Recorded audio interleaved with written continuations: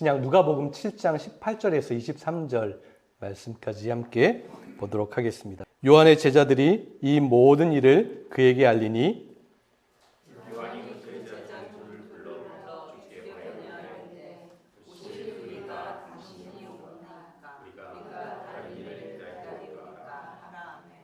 그들이 예수께 나아가 이르되 세례 요한이 우리를 보내어 당신께 여쭈어 보라고 하기를 오실 그이가 당신이오니이까 우리가 다른 일을 기다리오니이까 하더이다 하니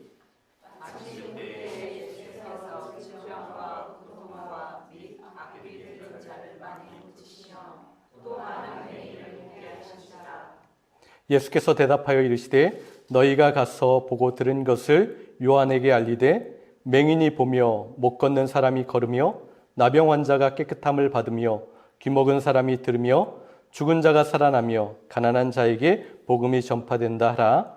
누구든지 나로 말미암아 실족하지 아니하는 자는 복이 있도다 하시니라. 제가 아는 분 중에 우울증으로 고생하는 목사님이 한 분 계십니다. 병원에 가서 상담을 받고 치료를 하던 중에 담당 의사가 다음에는 아내분과 함께 좀 오십시오라고 이야기를 하셨어요. 그래서 다음에 갈 때 아내와 함께 병원을 갔습니다. 의사가 남편분의 우울증의 원인은 굉장히 복합적이고 간단하지는 않지만 큰 원인 중에 하나가 화를 내지 못하고 속 안에서 삭히는 것 때문에 그렇습니다. 그래서 이것을 도와주려면 아내분이 좀 목사님을 도와주셔야 할 것 같습니다 라고 이야기를 했어요. 그 말을 들으면서 아내분이 남편분이 너무 안쓰러워서 울면서 남편에게 이야기하는 거죠. 나한테 화를 참지 말고 다 내. 밖에서 힘든 일이나 사람들과 어려운 일도 내가 다 받아줄 테니까 나한테 화를 내라고 그렇게 사모님이 이야기를 했어요. 목사님은 눈물을 흘리면서 그렇게 다 받아주겠다라고 하는 그 사모님이 많이 고마웠습니다. 그래서 어느 날 화를 삭히지 않고 사모님한테, 아내한테 화를 버럭 냈어요. 그 아내분이 화들짝 놀라면서 아이고 나는 당신 화를 받아주지 못하겠으니까 다시는 화를 내지 말라고 하는 거예요. 목사님이 그렇게 자신의 화를 받아주지 않는 아내한테 실망을 한 거죠. 그렇게 실망하고 이렇게 목사님이 말을 했어요. 아내는 내가 화를 참고 있으면 왜 화를 내냐고 화를 낸다. 지금 화를 참고 있는 것 아니냐고 묻길래 그렇다고 말했다. 그랬더니 아내는 화가 났으니까 참고 있는 거 아니냐고 하면서 왜 화를 내냐고 또 화를 냈다. 이해가 되세요? 예, 굉장히 목사님이 그 얘기를 하면서 또 그걸 경험하면서 아내에게 실망을 한 거예요. 물론 사모님도 그 남편에게 실망을 했던 부분이 있었겠죠. 실망하다라는 뜻이 여러분 무엇입니까? 일이 바라는 대로 되지 않거나 기대에 어긋나서 마음이 크게 상하다라는 그러한 의미인 거예요. 그래서 여러분 실망은 아주 가까운 사이에서 일어나는 것입니다. 내가 알지 못하는 누군가 그냥 스쳐 지나가는 사람들에게 실망하지 않아요. 실망할 것이 없죠. 왜냐하면 실망은 내가 가까운 사람에게 기대하고 소망했던 것이 이루어지지 않았을 때, 그 기대에 어긋났을 때 일어나는 감정이니까 그렇습니다. 그리고 실망의 가장 핵심은 바로 내 기대에 어긋날 때 일어난다는 거예요. 그러니까 내가 원하는 대로, 내가 소중하게 생각하는 사람, 내가 좋아하는 사람이 내가 원하는 대로 해줘야 되는데 그렇게 하지 않을 때 우리는 실망하게 되는 거예요. 남편이 원하는 것과 아내가 원하는 것이 다릅니다. 화를 받아줬으면 하는데 화를 내지 않았으면 하는 거예요. 그래서 실망합니다. 여러분, 그런데 이것은 하나님을 향해서도 동일한 것 같아요. 우리는 정말 잘 믿으려고 해요. 그렇죠? 교회에 나오는 분, 믿음을 결단하고 교회 나오잖아요. 교회 나오면서 나 대충 믿으려고 교회 나옵니다. 나 대충 살려고 교회 나와요. 라고 하는 분은 없어요. 나 정말 잘 믿으려고 교회 나옵니다. 정말 잘 살아보려고 교회 나와요. 라는 마음을 가지고 있어요. 그래서 하나님에 대한 소망과 주님에 대한 신뢰가 이 자리에 있는 분들은 많이 있을 거예요. 하나님밖에 없습니다. 내겐 주님밖에 없습니다. 우리는 그렇게 고백해요. 그런데 그러다 보니까 하나님께 실망했습니다라는 그러한 말들을 어렵지 않게 됐습니다. 여러분 주위에도 그러한 말 하시는 분들이 있죠. 왜냐하면 하나님께 바라고 소망하는 것, 기대하는 것이 많기 때문에 그런 거예요. 여러분 그런데 마찬가지로 우리가 하나님께 실망하는 이유가 같아요. 하나님께서 나에게 내가 원하는 것, 내가 정말 하고 싶은 것, 이것까지 들어주시고 이것 해결해 주시고 이 문제까지 해결해 주셔야 하는데 하나님께서는 그렇게 하시지 않을 때가 많기 때문에 그렇습니다. 내 편에서 생각하는 거예요. 내가 원하는 것, 하나님은 이렇게 하셔야 되고 나를 이렇게 도와주셔야 되는데 내 중심적인 마음으로 생각할 때 하나님께서는 그렇게 해주지 않으니까 우리는 하나님께도 실망합니다. 여러분 찬양 중에 이러한 가사가 있어요. 하나님 한 번도 나를 실망시킨 적 없으시고. 여러분 참 많이 노래했던 찬양의 가사이죠. 그런데 여러분 이 가사처럼 정말 하나님께서 한 번도 나를 실망시킨 적이 없으시다라고 그렇게 자신 있게 대답할 수 있으시겠어요? 참 쉽지 않아요. 그렇죠? 어찌 되었던 간에 우리의 삶 가운데는 하나님에게 실망했던 적이 많기 때문에 그래요. 이 실망의 감정에 빠져서 허우적거릴 때가 너무나 많습니다. 그리고 지금도 그러한 감정을 가지고 있는 분이 있을 수 있어요.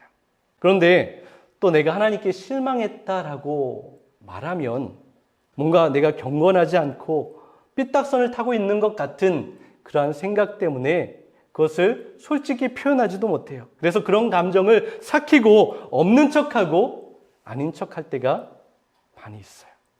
우리는 거룩한 사람이기 때문에 그렇게 어쩔 수 없이 할 때가 있어요. 그런데 여러분 감추려 하지 마세요. 숨기지 마십시오. 내 자신까지 속이려고 하지 마십시오. 솔직해도 괜찮습니다. 내가 지금 이렇다라는 것 주님께 그대로 다 드러내도 괜찮아요. 주님은 그러한 모든 것들을 다 받아주실 수 있는 넓은 마음을 가지신 분이십니다. 하나님이 부르시고 인정하신 사람 눈물의 선지자 예레미야가 주님께 드렸던 기도가 있어요. 예레미야 20장 7절입니다. 그는 이렇게 기도했어요. 주님께서 나를 속이셨으므로 내가 주님께 속았습니다.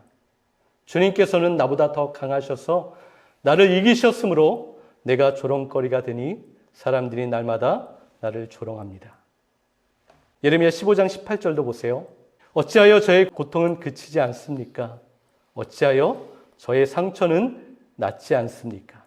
주님께서는 흐르다가도 마르고 마르다가도 흐르는 여름철의 시냇물처럼 도무지 믿을 수 없는 분이 되셨습니다. 우리가 예레미야 선지자의 삶을 잘 알아보면 이것을 잘 이해할 수 있을 거예요. 근데 잘 몰라도 적어도 이 예레미야의 기도 속에서는 하나님은 예레미야를 속이시는 분이에요. 믿을 수 없는 분이라고 그는 탄식하고 있어요. 나의 기대와 소망을 무자비하게 다 깨뜨리시는 그런 야속한 하나님으로 그에게 있습니다. 필립 얀시라는 기독교 작가가 있어요. 그가 쓴 글에 이러한 문장이 있습니다. 하나님께 실망하지 않는 사람은 불신자들 뿐이다. 그 사람은 하나님을 믿는다고 고백하는 그리스도인들은 누구나 이 실망의 감정을 경험한다라는 것을 표현한 거예요. 그렇습니다, 여러분. 기대가 크고 믿음이 있으니까 우리는 실망한 거예요. 기대가 크면 클수록 간절히 믿으면 믿을수록 그 상실감이 더 큰 거예요. 여러분 길거리에서 지나가는 사람 때문에 실망하지 않잖아요. 나와 개인적인 관계가 없는 사람 때문에 나 실망해서 나 힘들어 고통스러워하지 않습니다. 믿었던 남편, 믿었던 아내, 믿었던 자녀 때문에 실망합니다. 진심으로 기도했던 교회와 목사에게, 교우들에게 실망합니다. 그리고 가장 소중한 대상인 소중한 하나님께도 우리는 실망하는 거예요. 오늘 본문에 나오는 세례자 요한도 그렇게 주님께 실망하는 감정에 휩싸였습니다.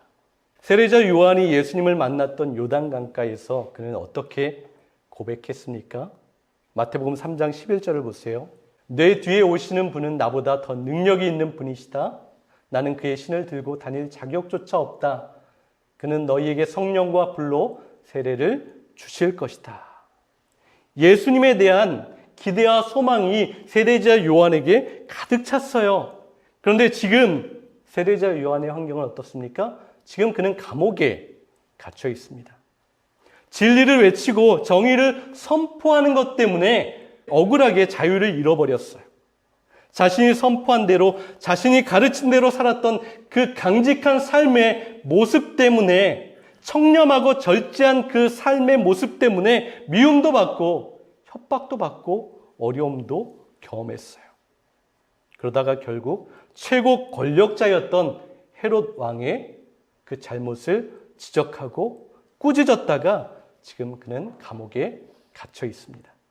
세례자 요한이 기대했던 예수님, 메시아, 그는 어떤 분이어야 했을까요?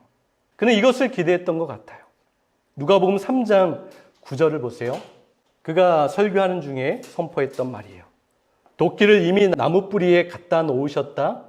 그러므로 좋은 열매를 맺지 않는 나무는 다 찍어서 불 속에 던지신다. 17절도 보세요. 그는 자기의 타작마당을 깨끗이 하려고 손에 키를 들었으니 알곡은 곳간에 모아들이고 쭉정이는 꺼지지 않는 불에 태우실 것이다. 그가 이렇게 선포하고 말하는 것에 그가 기대하던 주님의 모습이 담겨 있는 거예요. 예수님께서 아주 즉각적이고 강력하게 심판을 행하시고 더러움과 악함을 다 쓸어버리는 것, 그는 그것이 정의가 회복되는 것이라고 믿었어요. 그래서 그것이 눈에 보이고 귀에 들리는 주님의 강력한 주권적인 행사가 바로 나타나기를 소망했습니다. 그런데 지금 감옥에 갇혀서 자신의 제자들을 통해서 듣게 되는 예수님의 그 행동들을 그는 알게 되었어요. 그것을 들었더니 자신이 기대했던, 자신이 기다리고 있었던 그 모습이 아닌 거예요. 그래서 제자들을 예수님께 보내서 질문을 하죠. 2명을 보내서 질문합니다. 그 질문이 7장 18절 19절에 있어요. 요한의 제자들이 이 모든 일을 요한에게 알렸다. 요한은 자기 제자 가운데서 2사람을 불러 주님께로 보내어 선생님이 오실 그분입니까? 그렇지 않으면 우리가 다른 분을 기다려야 합니까? 하고 물어보게 하였다. 이것은 무엇이죠? 예수님, 저 실망했습니다. 그러한 말을 하고 있는 거예요. 세례자 요한이 기대했던 것은 이러한 모습이 아니었을까요? 사실 요한의 모습, 그의 삶은 거의 완벽했습니다. 당시 그는 제사장의 아들이었어요. 자연스럽게 누릴 수 있는 것들이 많이 있어요. 좋은 집에 살면서 가꾸운 빵과 제사장들에게 돌아가는 부드러운 고기를 먹을 수 있고 좋은 포도주를 마실 수 있는 그러한 사람이었어요. 화려한 비단옷을 차려입고 그럴듯하게 자신을 포장하면서 살 수 있었습니다. 그런데 그는 어떻게 하였죠? 자신이 누릴 수 있는 것을 스스로 다 포기하고 하나님께서 원하시는 그러한 삶을 살아가기 시작했어요. 그는 광야로 들어갔습니다. 지붕도 없는 들판에서 그는 살아갔어요. 뻣뻣하고 불편하게 살을 찌르는 거친 낙타 털옷을 옷으로 입었습니다. 그리고 먹을 것이 없는 가난한 사람들이 먹는 메뚜기와 들꿀로 그는 허기를 채웠어요. 그래서 이 세례자 요한의 모습을 보았던 그 당시의 사람들이 그를 이렇게 조롱하고 비판했습니다.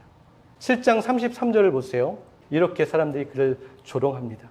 세례자 요한이 와서 빵도 먹지 않고 포도주도 마시지 않으니 너희가 말하기를 그는 귀신이 들렸다 한다. 세례자 요한에게 저렇게 미련한 사람이 있어. 다 누릴 수 있는데, 다 그냥 그렇게 살아갈 수 있는데 그것도 다 포기하고 저렇게 살아간다고? 귀신 들린 거 아니야? 미련한 거 아니야? 머리가 어떻게 된 거 아니야? 라고 사람들이 그를 조롱했어요. 그런데 여러분, 세례자 요한이 추구하며 살아내었던 그 방향, 그 행동은 올바랐습니다. 맞았어요.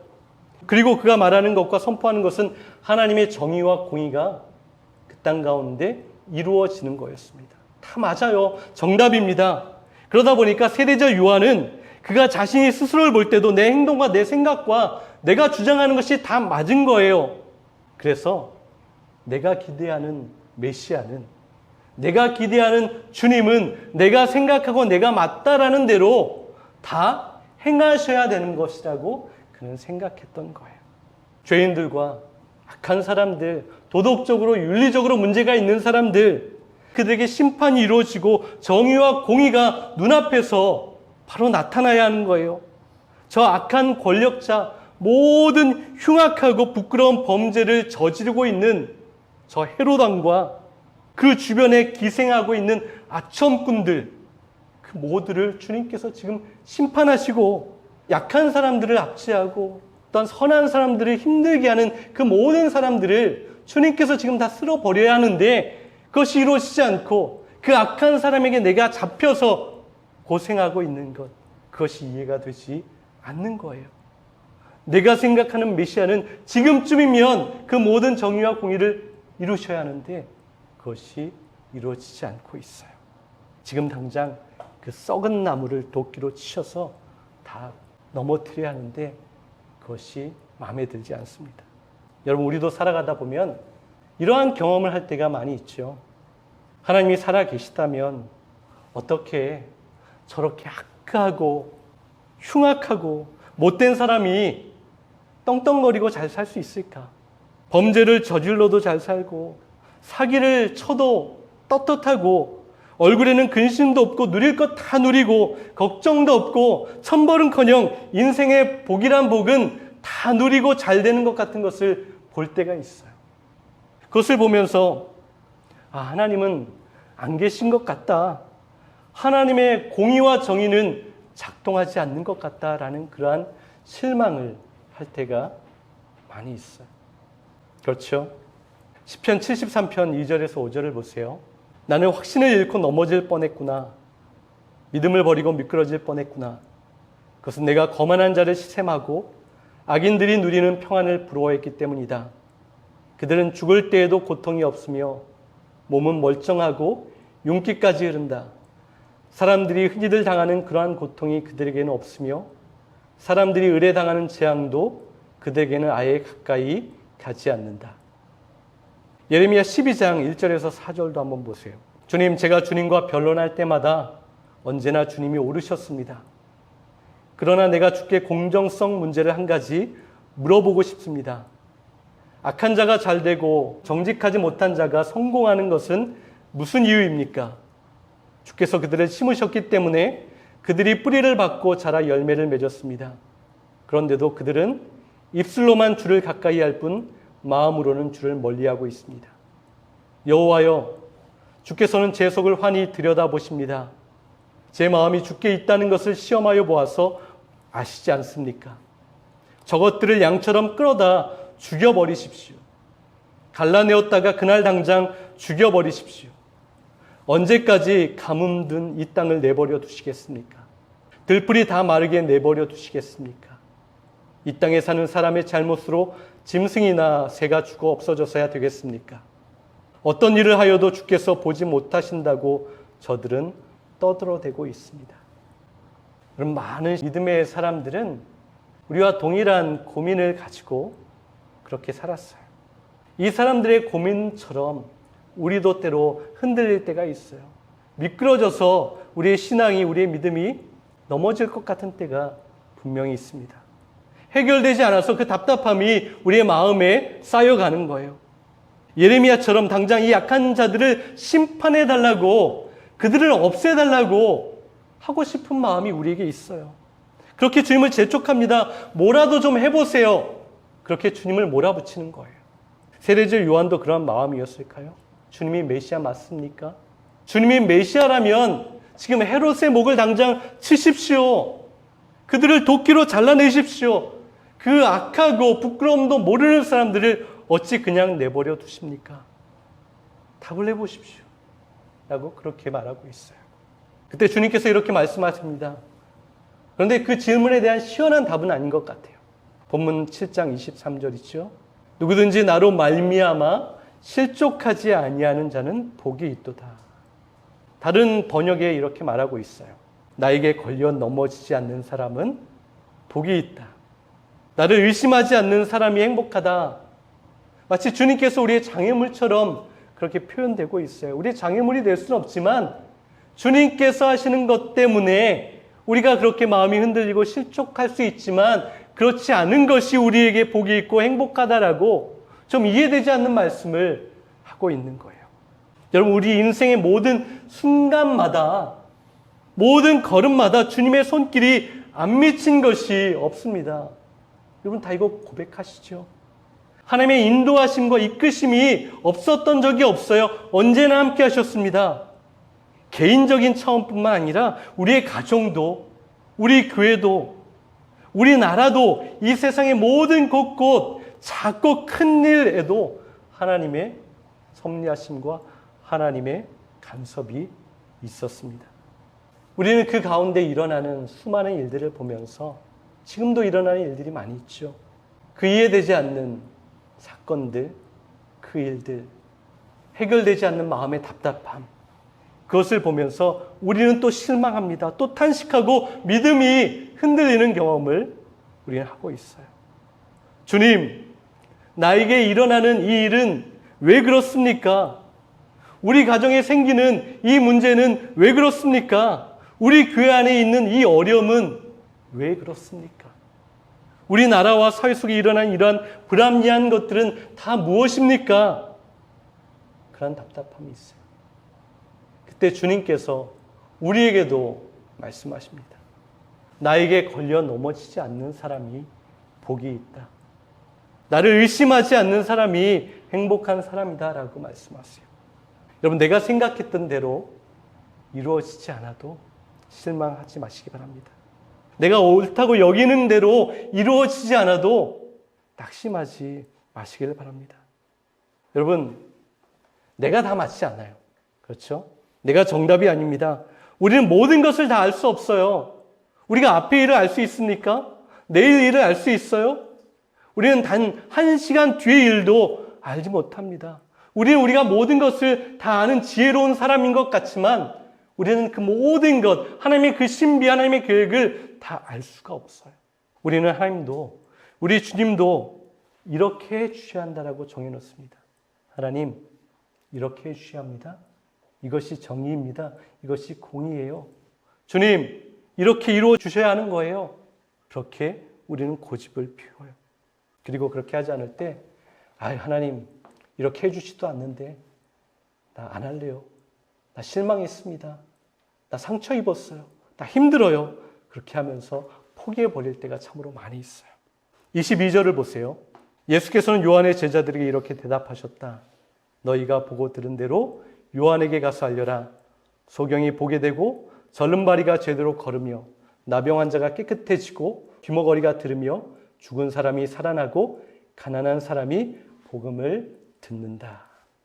이 말씀의 핵심은 여러분, 주님께서 행하신 큰 치유의 기적이라든지 어떤 놀라운 기적의 그 방점이 있는 것이 아니라 그 핵심은 여기에 있습니다. 예수님께서 가장 힘없는 사람, 가장 약한 자, 기댈 백도 없는 사람, 누군가의 자비나 시선도 기대할 수 없는 사람들에게 가셔서 그들의 아픔을 그대로 이해해 주시고 함께 동참해 주시고 함께 우시고 함께 우셨던, 그들을 품어주셨던 그 사랑의 그 핵심이 있는 거예요. 오늘 읽지는 않았지만 그 뒤에 보면 이런 예화가 나와요. 아이들이 노는 그 놀이를 비유하시면서 기뻐하면서 장구를 쳐도 사람들이 반응하지 않아요. 슬퍼서 장례식에서 우는 그러한 모습을 보여도 사람들이 슬퍼하지 않아요. 아무런 반응을 하지 않아요. 그러한 시대 가운데 예수님께서는 그 연약한 자, 아픈 자, 그 사람들에게 반응하고 있는 거예요. 그들을 품어주고 그들과 함께 기뻐하고 그들과 함께 아파해주고 있는 거예요. 이것이 주님께서 원하시는 하나님의 나라의 모형이었어요. 소망 없는 자들의 주님이 되셨다라는 거예요. 힘 있는 자들과 함께하고 아니면 강한 자를 심판하고 두려운 능력을 나타내셨다면 예수님의 사역은 훨씬 쉬웠을 겁니다. 예수님을 따르는 후원자들이 굉장히 많았을 거예요. 비난하는 소리나 비판하는 소리, 듣기 싫은 소리를 듣지 않아도 됐을 겁니다. 그런데 주님이 가신 그 길, 주님이 선택하신 그 길에서는 예수님도 이러한 비난을 들을 수밖에 없었어요. 7장 34절을 보세요. 사람들이 예수님에 대해서 말하는 거예요. 인자가 와서 먹기도 하고 마시기도 하니 너희가 말하기를 보아라, 저 사람은 마구 먹어대는 자요, 포도주를 마시는 자요, 세리와 죄인의 친구다 한다라고 말하고 있어요. 여러분, 주님은 죄인과 세리, 가장 밑바닥에 있는 사람들에게 다가가셨어요. 그들과 친구가 되어주셨습니다. 그 당시에 그렇게 하면 좋아할 사람이 아무도 없었어요. 예수님을 따르려고 하는 사람들이 없어지는 거예요. 누구도 세리와 죄인들과 함께 식탁의 자리를 앉지 않았습니다. 그런데 주님은 그들과 함께 식사하셨어요. 그들의 이야기를 들어주셨어요. 그들의 아픔을 함께 공감해 주셨습니다. 그것이 주님께서 말씀하시는 메시아 주님의 사역과 모습이었습니다. 여러분, 주님은 깨진 독에 물을 부으십니다. 끊임없이 부으세요. 우리는 이해할 수 없어요. 저것은 낭비라고 생각합니다. 틀렸다고 말해요. 소용없다라고 이야기합니다. 그런데 주님은 그렇게 하세요. 어떤 목사님이 이런 말을 하셨어요. 자신이 목회하면서 가장 실망이 되고 힘이 든 것이 있는데, 그것은 그렇게 오랜 시간 아무리 설교하고 가르쳐도 교인들이 바뀌지 않고 변하지 않는다는 거였어요. 그 이야기를 들으면서 이런 생각을 했습니다. 그렇게 오랜 시간 설교하는 나도 이렇게 변하지 않는데, 어떻게 보면 교인이 변하지 않는다고 실망하는 것이 맞나? 라는 그런 묵상이 되었어요. 제가 저를 봐도 그렇게 참 변하지 않는 그런 모습이 있습니다. 여러분, 그래서 우리는 깨어진 독과 같은 사람들이에요. 아무리 부어도 줄줄 다 새어나갑니다. 그래서 바뀌지 않아요. 그래서 변화되지 않습니다. 다 빠져나가고 다 흘러가서 또 똑같은 모습으로 되돌아가기 일쑤입니다. 그런데 여러분, 그렇게 깨어진 독과 같은 우리들에게 주님의 자비는, 주님의 은혜는, 주님의 축복은 한결같이 끊임없이 그렇게 부어지고 있어요. 그래서 그나마 이러한 모습으로 우리가 믿음의 삶을 살아가고 있는 것 같아요. 주님을 오해하고 실망하기도 하면서도 또다시 그래, 주님 또 의지해야지, 주님의 말씀 따라가야지, 그럼에도 주님의 뜻이 있으시겠지라는 그러한 마음을 먹는 그 이유는 끼어진 독과 같은 우리에게 하나님께서 그 은혜를 계속해서 부어주시기 때문에 그나마 그 은혜에 젖어서 이 믿음의 길을 또 달려가는 거예요. 여러분, 우리가 현재 경험하고 있는 모든 사건은 그 누구도 온전히 이해할 수 없습니다. 나는 다 이해할 수 있어. 이래서 이래, 저래서 저래 할 수 없습니다.